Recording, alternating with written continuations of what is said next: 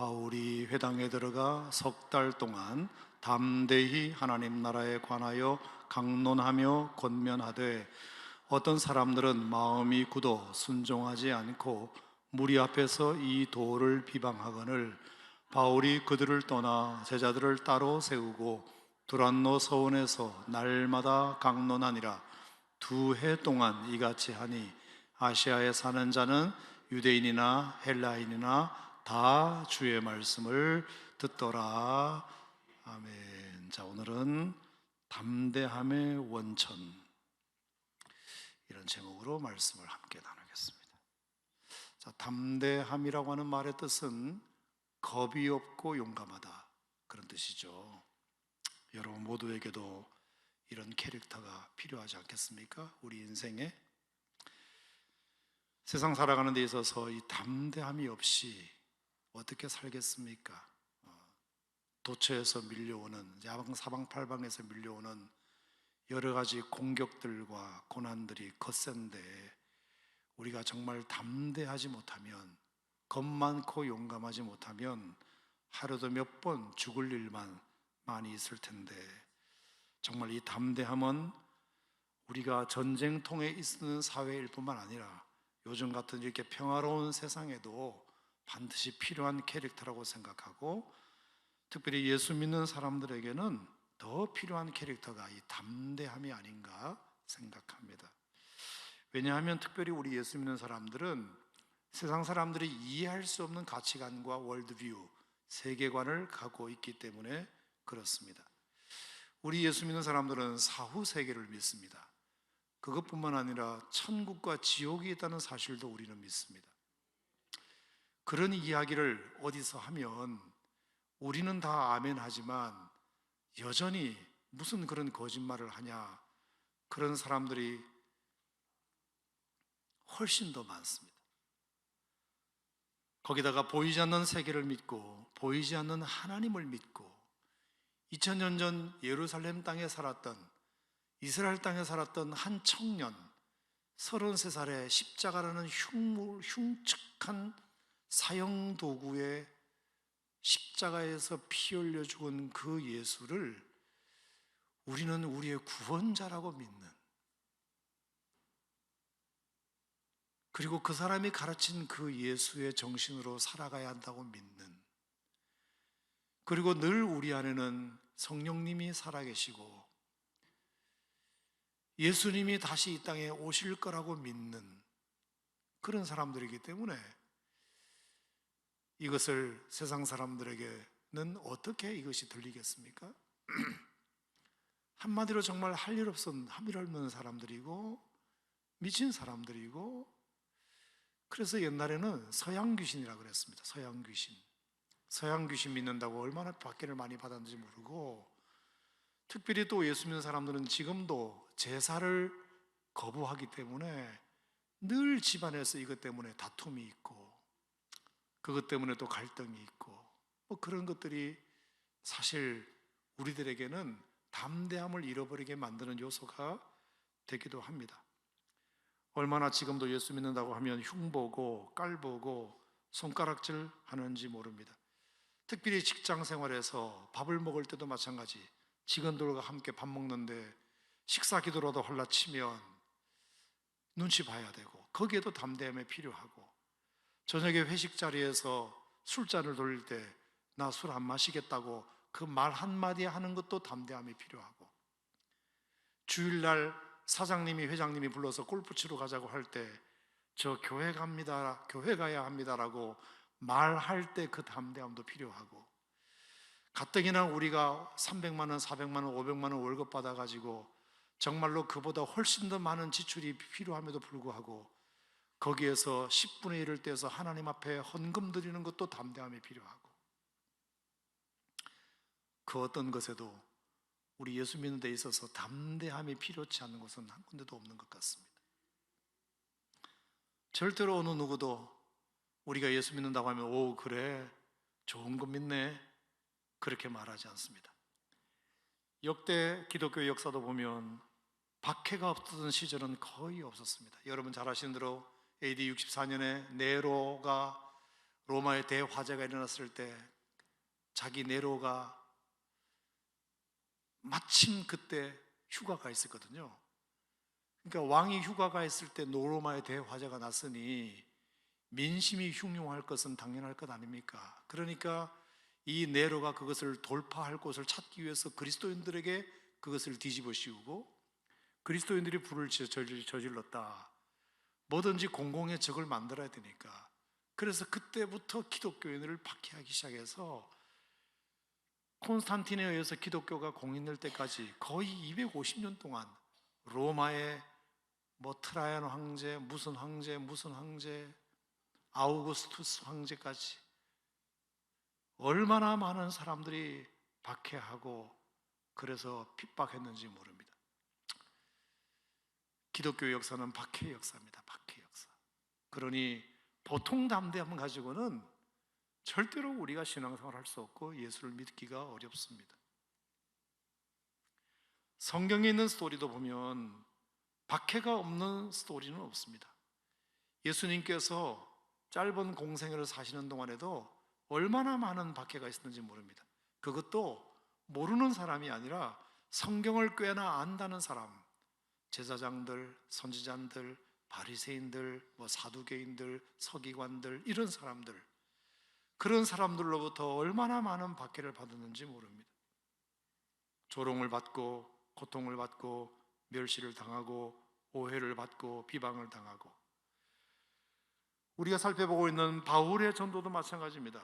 바울이 예수 믿자마자 그때부터 얼마나 많은 박해에 시달렸는지 모릅니다.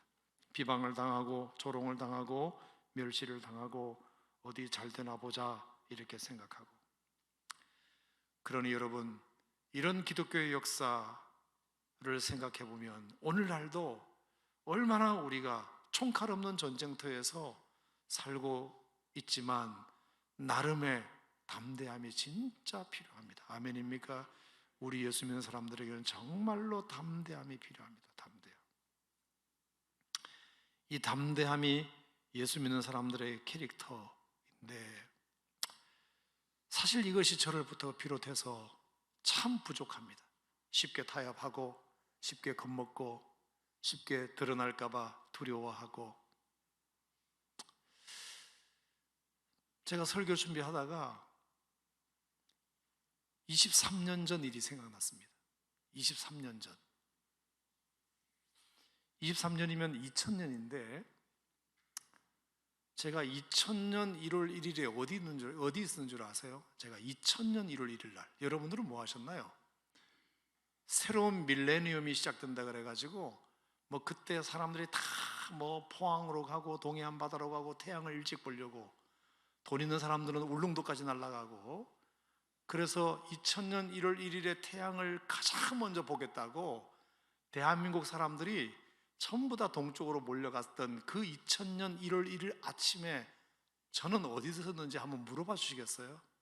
목사님 그때 어디 계셨어요? 저는 해군의 배를 타고요, 아메리칸 사모아라고 있어요. 남태평양에, 태평양에 아메리칸 사모아에서 출발해가지고 괌으로 가는 태평양 한가운데 있었어요.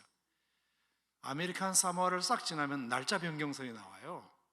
그 날짜 변경선을 딱 넘자마자 거기에서 해군배가 딱 머물렀거든요. 해군 상학교 4학년 학생들이 이제 졸업여행을 군함을 타고 세계 일주를 하는데, 그때 제가 이제 한 군함에 군목으로 타고 있었고, 마침 그때가 아메리칸 사모아에서 1999년 10월 30일 날 출발했고, 딱 넘어오니까 31일이 확 없어지고 1월 1일이 바로 되어버렸어요. 그래서 아마 제 생각에는 대한민국에서 저만큼 2000년 1월 1일 새 태양을 제일 먼저 본 사람 없을 거예요. 저희는 날짜 변경선을 넘자마자 태양을 봤으니까. 자, 여기서 팩트 체크 들어가면 태양을 본 건 아니에요. 우리가 태양을 볼 줄 알았는데, 그래서 새벽에 너무 일찍 일어나가지고 새로운 밀레니엄의 태양을 보자 그랬는데 얼마나 구름이 잔뜩 꼈는지 태평양에서는 태양이 뜨지 않았어요. 그래서 아쉽기는 했습니다. 자, 아침이 됐습니다. 군함 세척이 이렇게 가다가 사령관님이, 저쪽 배에 있는 사령관님이 배를 멈추자 그러더라고요. 그래서 아침에 멈췄어요.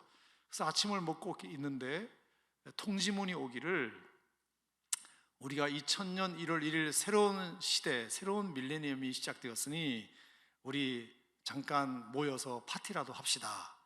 그래서 항해를 멈추고 배를 가운데 적당하게 이제 세워놓고 사령관님이 있는 그 배로 양쪽에 있는 두 배의 함장님과 군종장교를 오라고 초청한 거예요. 자, 군종장교라고 하면 목사, 신부, 법사 이렇게 세 사람을 말하는데, 사령관님이 타고 있는 배에는 신부님이 타고 있었어요. 그리고 다른 두 배에는 제 목사가 타고 있었고 법사가 타고 있었단 말이에요. 그게 경북함, 제주함, 화천함, 그렇게 이제 세 배가 갔는데, 그랬더니 아침에 갑판에 나가서 함장님이 저한테 말했어요. 사령관님이 저희를 아침에 좀 이렇게 새 신년, 새해 파티를 한다고 오라고 합니다. 그래서 나갔더니 얼마나 파도가 심한지, 특히 배가 항해를 하지 않고 서 있으니까 이 롤링이 얼마나 심한지 몰라요. 그래서 제 생각에는, 아니 뭐 가봤자 커피 한 잔 줄 건데 뭐라고 우리를 오라고 하나, 그 생각이 드는 거예요. 근데 또 사령관의 명령이니까, 그래서 큰 배는 보통 작은 보트가 있어요. 그 작은 보트가 저기서 내리는 모습이 보이더라고요. 아, 진짜 올 건가 봐요. 그래서 작은 보트가 저기서 이제 우리 배로 저를 데리러 오는 거예요. 근데 태평양 한가운데서 작은 보트가 띄워졌는데, 보트가 배에서 내리는 건 맞는데 오는 건 보이지 않는 거예요. 얼마나 파도가 심한지 보였다가 안 보였다가, 보였다가 안 보였다가를 반복하는 겁니다. 이야, 저거 타고 가다가 그런 생각이, 겁이 확 났어요. 어찌어찌 해가지고 우리 배까지 왔습니다. 그래서 정말 뒤뚱거리는 그 배를 움켜쥐고 사다리로 타고 내려가가지고 그 작은 보트에 저희 함장님과 제가 몸을 실었습니다. 거기서 두 사람이 왔어요. 배를 조종하시는 두 사람이 탔고 우리가 탔으니까 네 명이죠. 그리고 나서 이제 옆에 있는 그 법사님이 있는 배로 또 데리러 가는 거예요. 그래서 몰고 가는데, 보트에서 군함을 보는데 군함이 보였다 안 보였다 하는 거예요. 얼마나 파도가 센지. 그래서 야, 이거 커피 한 잔 줄 건데 우리를 왜 오라고 하나, 이러다가 물귀신 되겠다 생각하고 그 함으로 갔어요. 그러니까 거기서 이제 법사님하고 그쪽 함장님이 기다리고 있는 거예요. 그래서 거기서 이제 내렸어. 6명이 된 거지. 그리고 이제 사령관님이 있는 배 쪽으로 우리가 가는 거 아닙니까? 세상에 정말 파도가 얼마나 심했는지. 그 옆에 보면은 그 작은 보트의 옆에 그 줄 같은 것이 있어요. 그래서 줄을 저는 꼭 잡고 눈을 지그시 감고, 파도를 보면 너무 무서우니까 지그시 감고 오만 생각이 다 났어요. 만약에 내가 여기서 태평양 한가운데서 빠져 죽으면 우리 가족한테 보상금이 얼마나 나올까?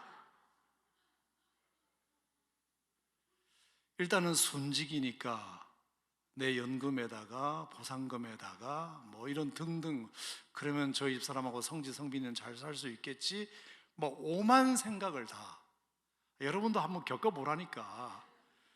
그런 생각이 들면서 하나님, 나 여기서 그냥 죽을 수도 있겠네요. 정말로 기도도 안 되고요. 얼마나 겁이 났는지 몰라요.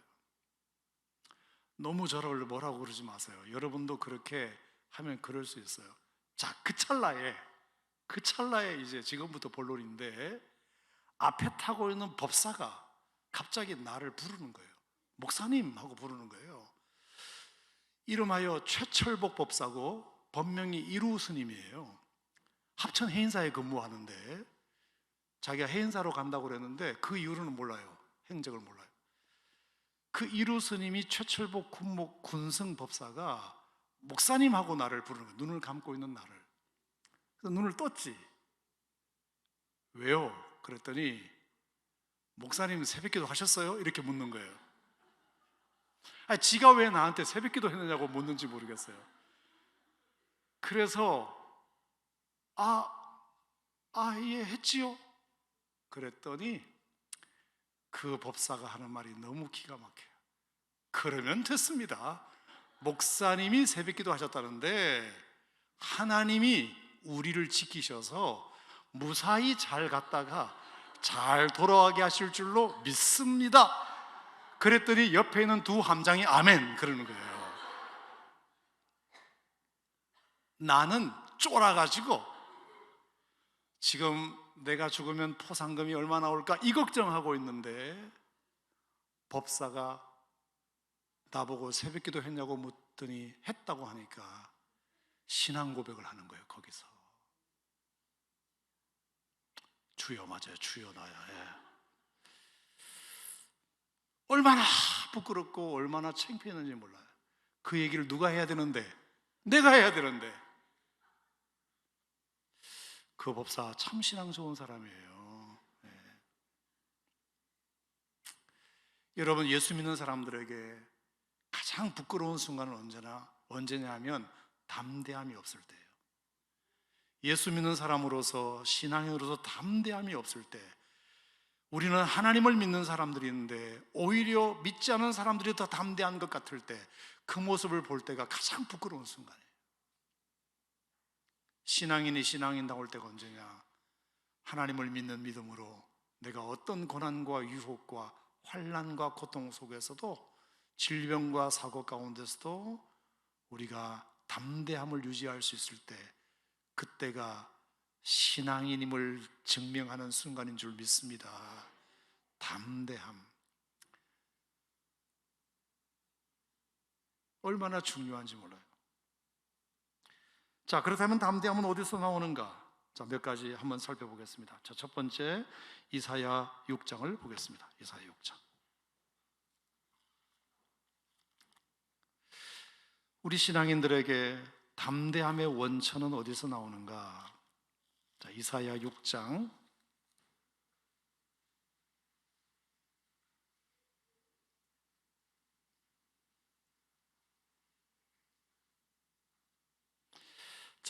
6장은 여러분 잘 아시는 대로 우시아 왕이 죽던 해에 이제 이사야가 성전에 들어갔다가 거룩하신 하나님의 영광을 보았던 장면이 거기에 기록되어 있습니다. 자, 거룩하신 하나님의 영광을 보고 나서 이제 이사야가 이렇게 말합니다. 6장 5절 다 같이 시작. 그때 내가 말하되 화로다 나여 망하게 되었도다. 나는 입술이 부정한 사람이요 나는 입술이 부정한 백성 중에 거주하면서 만군의 여호와이신 왕을 배웠음이로다 하였더라. 자, 화로다 나여 망하게 되었도다. Woe is me. 화로다 나는 망하게 되었도다. 입술이 부정한데 하나님을 배웠구나. 얼마나 두려웠는지 몰라요. 그래서 6절에 그때 그 서랍 중에 하나가 부젓가락으로 제단에서 잡은 바 핀 숯을 손에 가지고 내게로 날아와서 그것을 내 입술에 대며 이르되 보라 이것이 내 입에 닿았으니 너의 악이 죄하여졌고 내 죄가 사하여졌느니라. 입술이 부정한 백성으로 큰일 났구나, 입술이 부정한 백성이 하나님을 배웠구나 하고 두려움 가운데 있을 때에 천사가 와서 핀 숯을 가지고 날아와 입술에 대며 이르되 너의 악이 사하여졌다, 너의 죄가 용서받았다라고 천사가 선포해 준 겁니다. 자, 그랬더니 내가 또 주의 목소리를 들으니 주께서 이르시되 내가 누구를 보내면 누가 우리를 갈고 하시니 그때 내가 이르되 내가 여기 있나이다, 나를 보내소서. 가장 암울했던 시대에 하나님의 사역자로 나선다는 것은 목숨을 담보해야 할 일이지만 내가 누구를 보내면 누가 우리를 갈고 했을 때 이사야가 담대하게 내가 여기 있나이다, 나를 보내소서 했던 이유는 그전 5절, 6절, 7절로 돌아가 보면 하나님 앞에서 죄사함을 경험하고 거룩을 경험했을 때입니다. 내가 거룩함을 경험했을 때, 내가 거룩함으로 옷 입었을 때, 나의 죄가 씻겨졌을 때, 하나님 앞에서 깨끗한 삶을 살 때, 그때 내가 첫 번째 담대함의 원천이 될 수 있다. 쉽게 말하면 우리가 하나님 앞에 지은 죄가 있을 때 사람은 담대할 수가 없다는 겁니다. 우리가 사람 앞에도 마찬가지입니다. 내가 그 사람에게 잘못한 것이 있으면 그 사람을 피해 다닙니다. 근데 그 사람 앞에서 내가 잘못한 것이 없으면 그 사람 앞에 서는 것이 당당합니다. 당당해요. 내가 잘못한 게 없으니까. 그런데 내가 그 사람을 하게 뭐 잘못을 했다거나 내가 그 사람이 없는 데서 그 사람을 흉을 봤다거나 아니면 뭐 그런 등등 잘못한 일이 있으면 왠지 그 사람 앞에 서기가 주저주저 되잖아요. 하물며 하나님 앞에겠습니까? 우리가 하나님 앞에 지은 죄가 있고 그 죄가 사함받지 못하고 거룩함을 경험하지 못했을 때 우리는 담대함을 잃어버리게 됩니다. 하나님 앞에 나아갈 수 없습니다. 하나님 아버지를 볼 수 없습니다. 여러분, 우리가 하나님 앞에, 그래서 하나님 앞에 담대함을 유지하기 위해서라도 첫 번째 우리가 기억할 것은 우리가 날마다 하나님 앞에 거룩함을 유지해야 된다. 아멘입니까? 거룩함을 유지해야 된다. 그래야 하나님 앞에서 담대할 수 있다. 자, 두 번째 말씀을 보겠습니다. 로마서 8장 보겠습니다. 두 번째 담대함의 원천은 어디에서 기인할 수 있느냐? 자, 로마서 8장 31절 말씀 보겠습니다.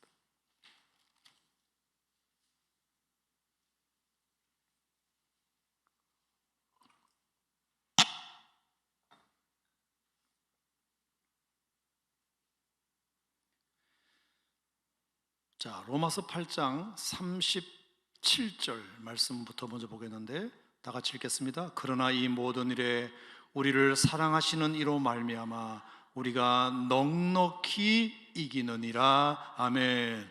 자, 우리가 넉넉히 이기느니라. 담대하게 어떤 세력 앞에서도 넉넉히 이기느니라. 자, 35절 시작. 누가 우리를 그리스도의 사랑에서 끊으리요? 환난이나 곤고나 박해나 기근이나 적신이나 위험이나 칼이랴. 기록된 바 우리가 종일 주를 위하여 죽임을 당하게 되며 토사를 양같이 여김을 받았나이다 함과 같으니라. 그러나 이 모든 일에 우리가 넉넉히 이긴다.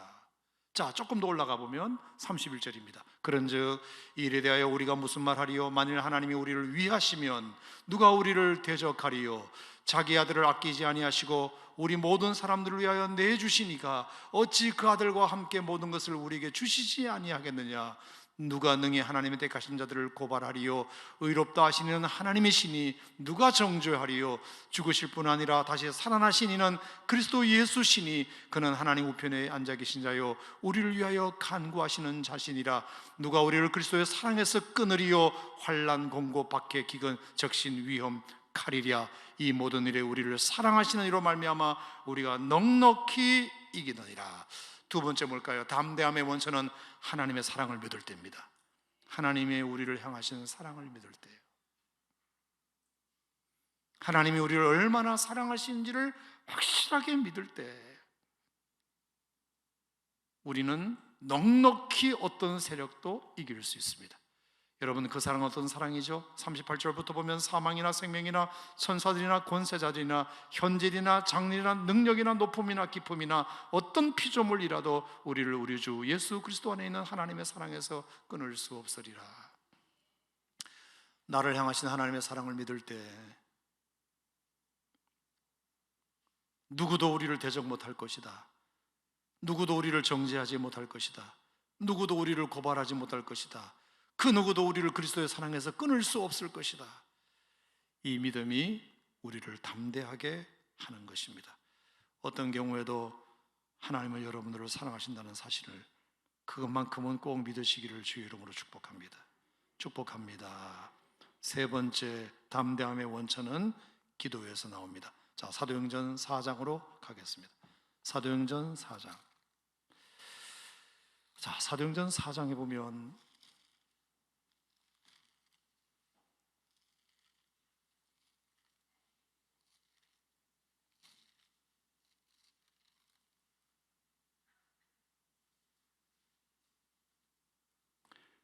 자, 29절 같이 읽을까요? 사도행전 4장 29절부터 31절까지 시작. 주여, 이제도 그들의 위협함을 굽어보시옵고 또 종들로 하여금 담대히 하나님의 말씀을 전하게 하여 주시오며 손을 내밀어 병을 낫게 하시옵고 표적과 기사가 거룩한 종 예수의 이름으로 이루어지게 하옵소서 하더라. 31절 빌기를 다하매 모인 곳이 진동하더니 무리가 다 성령이 충만하여 담대히 하나님의 말씀을 전하니라. 빌기를 다하매, 이게 뭐죠? 기도하고 났더니, 하나님 앞에 기도했더니 하나님께서 그들에게 담대함을 주셔서 하나님 말씀을 선포하게 하셨다. 하나님께 기도하는 자에게 응답도 주시고 지혜도 주시지만 용기도 주실 줄 믿습니다. 기도하는 자에게 하나님은 늘 우리에게 용기를 주시고 담대하게 하신다. 또 하나 보겠습니다. 사도행전 20장입니다. 하나님이 맡기신 일에 대한 소명이 있을 때, 자, 사도행전 20장. 사도행전 20장 23절 말씀인데요.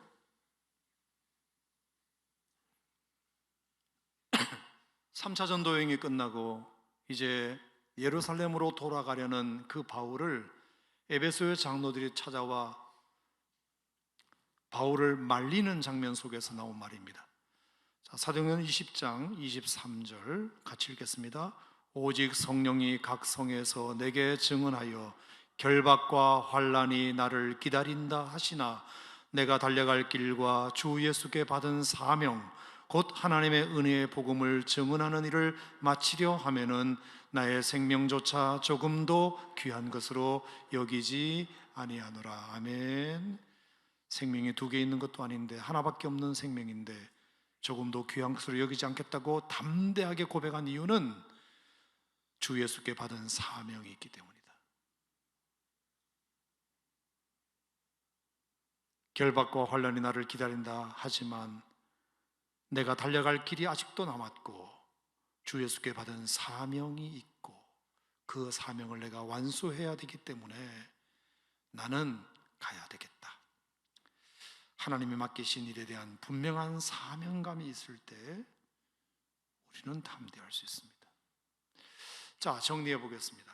우리가 하나님 앞에서 거룩할 때, 지은 죄가 해결되지 않은 상태가 아니라 지은 죄를 해결했을 때, 이사야가 핀수를 가져가 내 입에 대어서 내 악이 죄하여졌느냐 사하여졌느니라, 죄 용서함을 경험했을 때, 하나님 앞에서 내가 투명할 때 주여 내가 여기 있나이다 나를 보내소서, 이런 담대함이 생길 수 있다.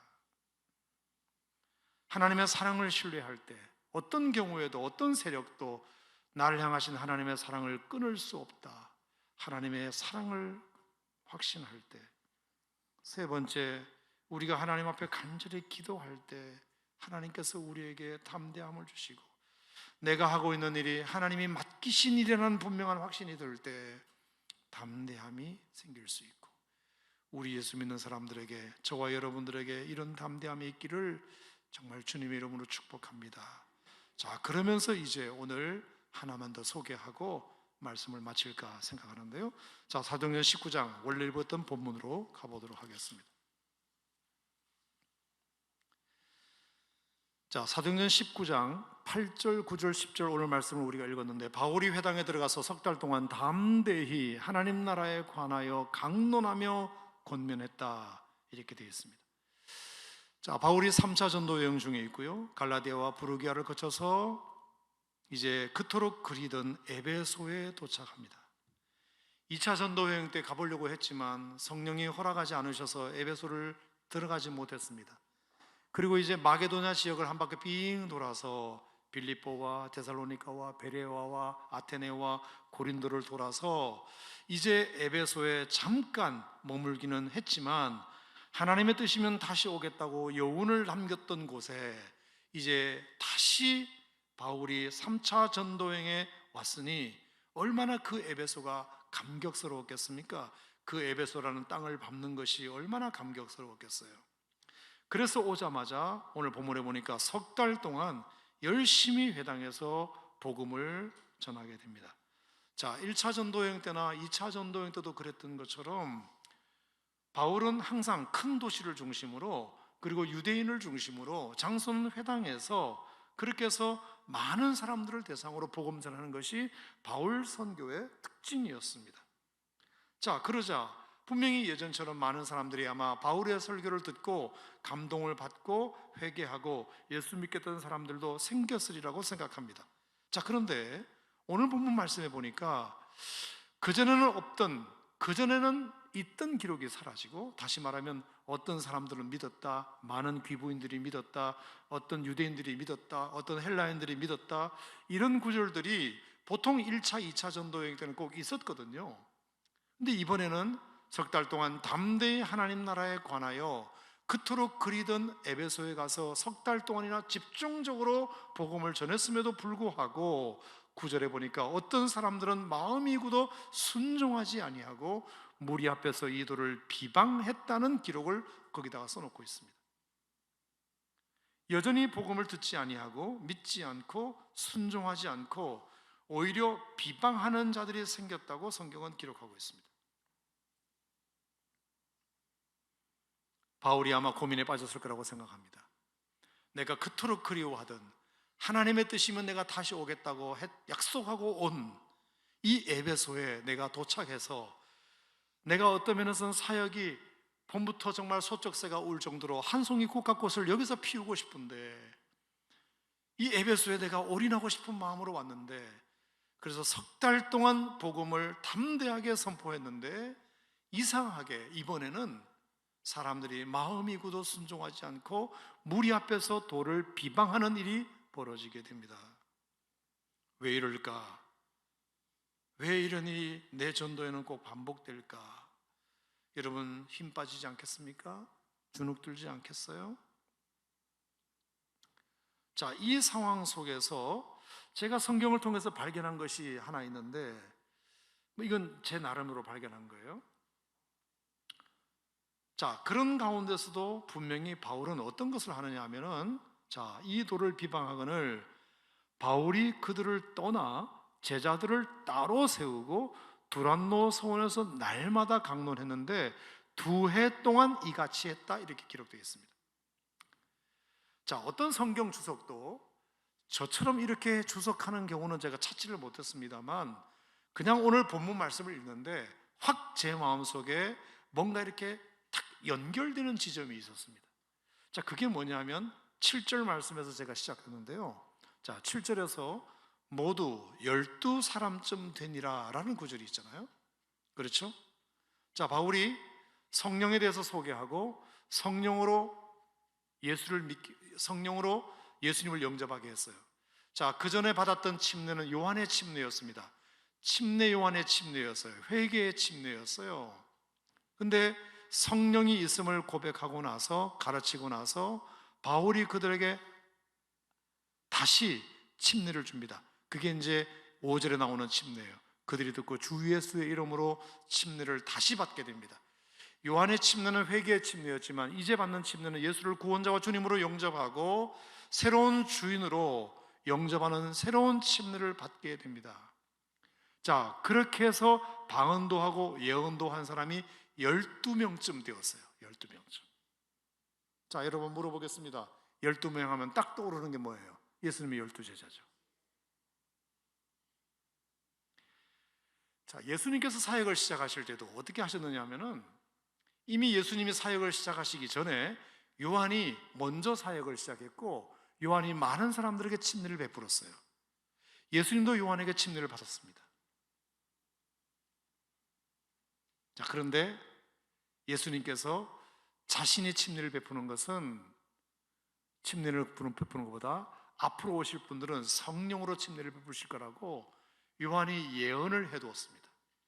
그래서 예수님께서 침례를 베푸신 것은, 그것은 요한의 침례와 성격이 좀 달랐습니다. 자, 그렇게 해서 침례를 받은 사람이 12명 정도 되는 것을 보고 바울에게 순간적으로 이런 생각이 왔을 거라고 생각합니다.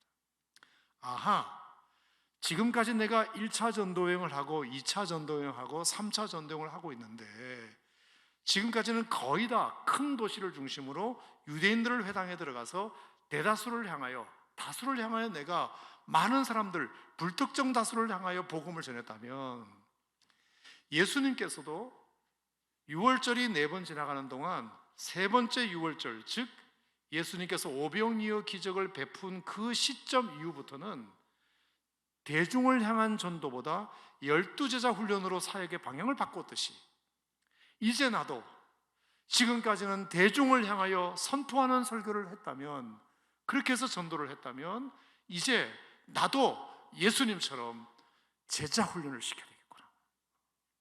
소수의 무리를 가지고 그들과 함께 생활하고 동고동락하면서 내가 제자 훈련을 시켜야 되겠구나. 12명의 사람들이 준비된 그 모습을 보고 나도 예수님처럼 그렇게 해야 되겠구나.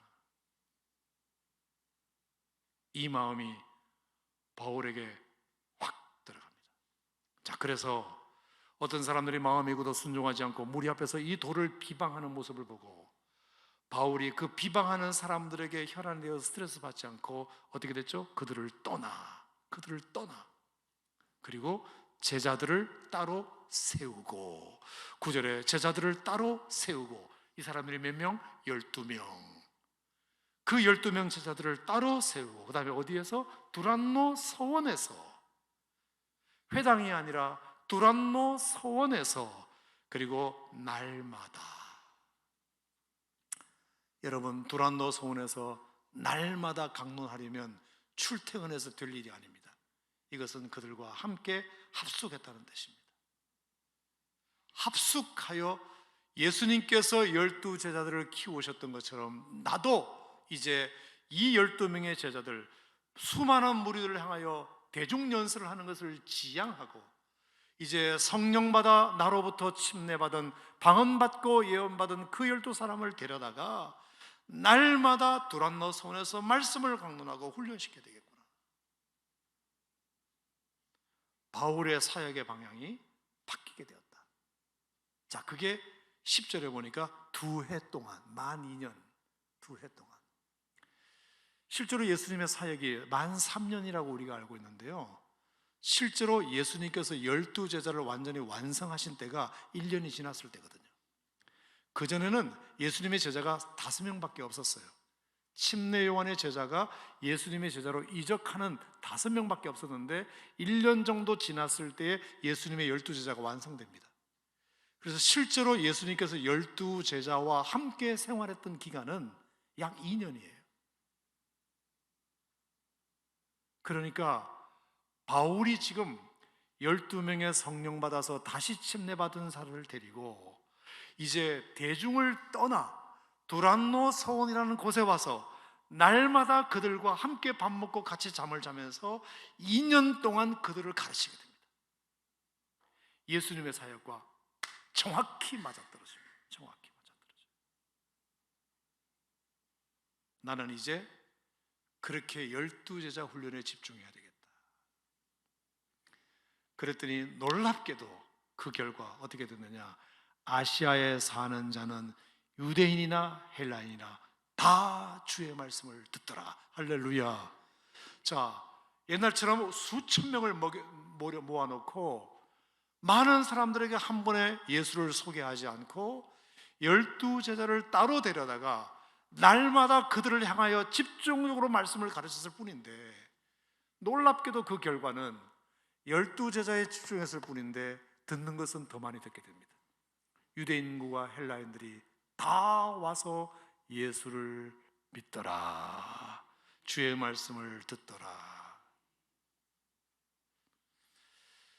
저는 여기서 바울의 또 하나의 담대함의 원천을 생각해 보게 됩니다. 바울은 아마 조바심이 많았을 것입니다. 보다 더 많은 사람들에게, 보다 더 큰 도시에 가서 보다 더 많은 사람들을 한 번에 모아놓고 많은 사람들에게 복음을 널리 전하면, 큰 확성기를 틀어서 수많은 사람들을 광장에 모아놓고 말씀을 전하면 훨씬 더 빨리 복음화가 될 거라는 조바심이 있었지만, 그렇게 해봤댔자 사람들이 계속 비방하고 계속 조롱하고, 그것 때문에 사람들이 분위기에 휩쓸려서 전했던 복음이 다 효과 없이 끝나버리는 모습을 보면서 차라리 내가 그렇게 하지 말고 예수님이 하셨던 것처럼 예수님도 12제자 훈련을 집중적으로 시키셔서 그 12제자로 하여금 수많은 사람들을 복음을 전하게 해서 오늘날 정말로 1세기 기독교가 12명이 120명이 되고 120명이 12,000명이 되고 12만 명이 되고 1억 2천만 명이 되고 12억 5천만 12억 명이 되고 이렇게 기하급수적으로 늘어가는 그 원리를 나도 배워야 되겠다, 이렇게 생각하고 바울이 그 예수님을 따라서 사역을 했다는 것입니다. 사역을. 저는 이것이 오늘 제가 여러분에 드리고 싶은 5번째 담대함의 원천이에요. 조바심 갖지 말고 의기소침해지지 말고 예수님이 하셨던 그 방법을 그대로 본받아서 나도 행하면, 비록 이것이 더디어 보이는 방법일지라도, 이것이 효과가 있을까 생각될지라도 예수님의 방법대로 그대로 하면 오히려 우리가 생각했던 것보다 더 효과적인, 더 풍성한 열매가 맺혀지는 방법일 수 있다는 것을 바울이 확신하고, 주 예수 그리스도의 복음을 전하는 것뿐만 아니라 주 예수 그리스도의 복음을 주 예수님의 방식으로, 주 예수 그리스도의 복음을 주 예수님의 방식으로 내가 그렇게 전해야 되겠다, 그것을 그대로 했더니 오히려 그 열매는 더 풍성해졌다. 할렐루야. 우리가 결국 어떤 경우에도 예수님의 삶의 방식을 배우고 예수님을 모델로 하고 예수님이 그랬던 것처럼 나도 그렇게 한번 해보면, 이미 예수님이 그렇게 하셨으니까, 이미 한번 하신 분이 계시니까 내가 하는 것은 훨씬 더 수월하지 않겠습니까? 아멘입니까 여러분? 그래서 우리가 병원에 이렇게 신방을 가서 기도를 하고 좀 위로를 드리려고 가면 믿음 좋은 분을 꼭 그렇게 얘기하세요. 목사님 걱정하지 마세요. 예수님은 이보다 더 큰 고난을 당하셨는데요, 예수님 생각하면서 잘 견뎌내 보겠다고. 그것도 예수님을 본받는 거예요. 예수님께서 우리가 어떤 고난과 유혹을 다 당한다 할지라도 이미 예수님은 그 이상의 고난을 당하셨고 그 이상의 유혹을 당해보신 기억이 있기 때문에 예수님이 하신 방식 그대로 하면 우리는 못 이길 고난이 없고 못 이길 유혹이 없다, 돌파하지 못할 문제가 없다, 그렇게 저는 믿습니다. 그게 우리의 담대함이에요. 이미 앞서가신 예수님께서 본을 보이신 것이 있기 때문에 그 예수님을 우리가 본받으면 우리에게는 담대함이 생기는 거죠. 너를 저주하는 자를 위하여 축복하고 모욕하는 자를 위해서 기도하라. 예수님께서 얼마나 많은 사람들에게 모욕을 당하고 조롱을 당하셨습니까? 십자가에서까지. 하지만 예수님께서는 그들을 원망하지 않으시고 주여 저들의 죄를 사하여 주옵소서, 저들이 하는 것을 알지 못합니다. 여러분, 이 기도가 이미 예수님이 하신 기도잖아요. 예수님이 이미 하셨으니 그 예수님을 본받아 우리도 그러면 그렇게 기도할 마음을 가지면 우리의 기도의 대상 속에 포함시키지 않을 사람이 없는 거죠. 포함시키지 못할 사람이 없는 거죠. 예수님의 방법대로 하면, 예수님이 주신 모델로 삼으면, 예수님이 주신 본을 삼으면 그 어떤 것도 우리는 할 수 있다. 유혹도 이길 수 있다. 돌 가지고 떡을 만들어 먹어라, 성전 꼭대기에서 뛰어내려라, 내게 절하면 천하만국을 주겠다. 물질의 유혹, 명예의 유혹, 권력의 유혹, 그런 유혹이 지금도 우리에게는 여전히 엄습해 오는데, 해안가의 파도처럼 우리에게 밀려오는데 이미 예수님께서 말씀으로 그것을 이기셨으니, 이기신 예수님이 계시니 그 예수님의 능력을 우리도 힘입게 해달라고 기도하면 그 유혹 앞에서도 우리가 담대해지고, 십자가와 같은 억울함과 고통스러운 고난이 우리에게 찾아온다 할지라도 예수님이 그 고난을 이기셨으니, 죽음에서 부활로 승리하셨으니 나도 어떤 고난도 그 예수님을 본받으면 나도 어떤 고난도 이길 수 있는 거죠. 어떤 고난도 이기지 못할 고난이 없는 거죠. 어떤 피곤도 물리칠 수 있고 어떤 가난도 감수할 수 있고. 왜? 예수님은 두볼 옷도 없이 사셨고 인자가 머리 둘 곳도 없으시 사셨으니까. 내가 아무리 가난해도, 아무리 가난해져도, 그래, 예수님이 이미 나보다 더 극한 가난을 경험하셨기 때문에 그래도 나는 두벌 옷은 있으니까, 머리 둘 곳은 있으니까 예수님은 머리 둘 곳도 없었다 그랬고 옷도 두 벌이 없다 그러셨는데 나는 그래도 두 벌 이상은 있으니까.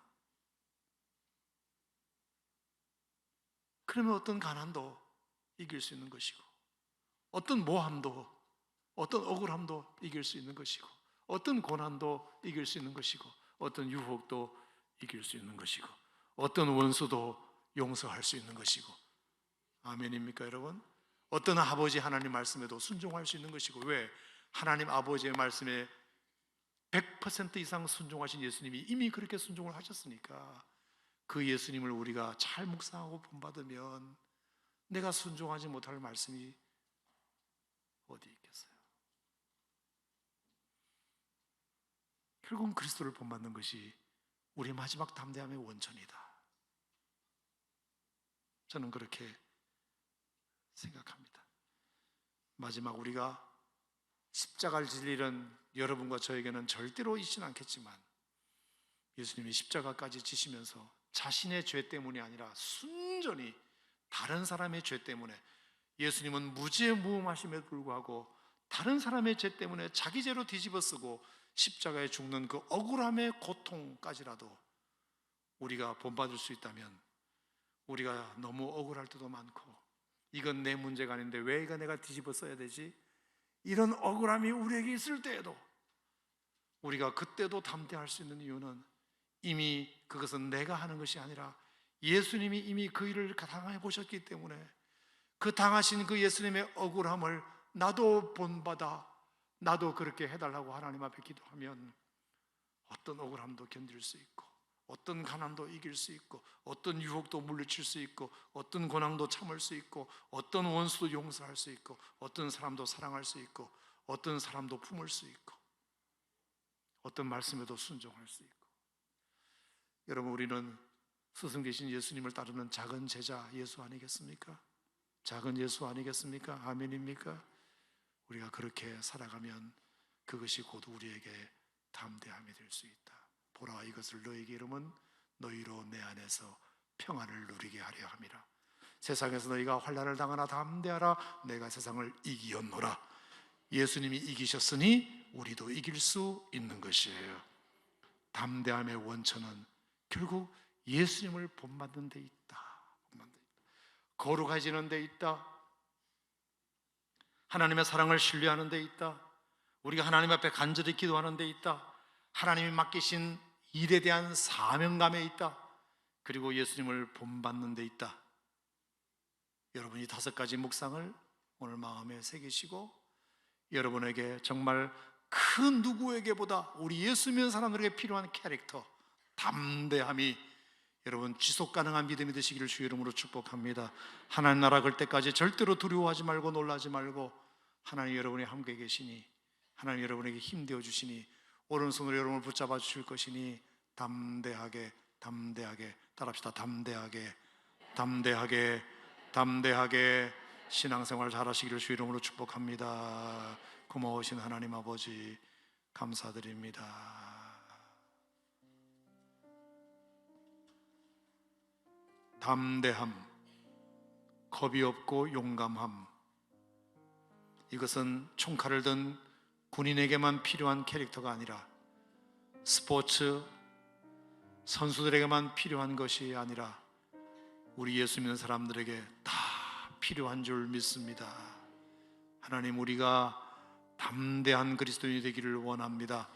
겁 많고 비겁한 그리스도인이 아니라, 흔들리고 유혹에 잘 넘어가는 그리스도인이 아니라, 고난이 닥치면 두려워하는 그리스도인이 아니라, 어떤 경우에도 담대한 그리스도인이 되게 하여 주시옵소서.